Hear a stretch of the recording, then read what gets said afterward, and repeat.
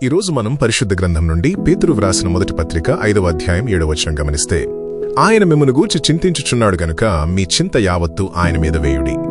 ఈ మాట ఎంత మధురమైనది!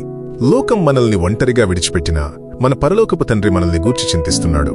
అనగా ఆయన మన పట్ల శ్రద్ధ కలిగి ఉన్నాడు. దేవునిపై చింత వేయడమంటే బాధ్యతారహితంగా బ్రతకడం కాదు.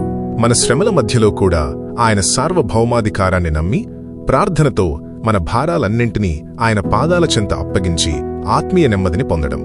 ఇది ఎలాంటి శ్రమలు లేని చౌకబారు జీవితాన్ని వాగ్దానం చేయదుగాని శ్రమలలో తోడై ఉండే దేవుని కృపను మనకందిస్తుంది. ఈ రోజు మీ కొరకు ఒక ముఖ్యమైన సందేశం. మీరు మోయలేని మీ హృదయ వేదనను, చింతలను మీ సొంత శక్తితో మోయకండి. మిమ్మల్ని ప్రాణప్రదంగా ప్రేమించే మీ రక్షకునికి వాటిని అప్పగించండి. ఈ రోజు మీ చింతలన్నింటినీ ప్రార్థన ద్వారా ఆయనపై వేసి ఆ పరలోక సమాధానాన్ని పొందుకుంటారా? దేవుని కృప మీకు తోడయుండి మీ హృదయాలకు ఆదరణ అనుగ్రహించునుగాక. ఆమెన్.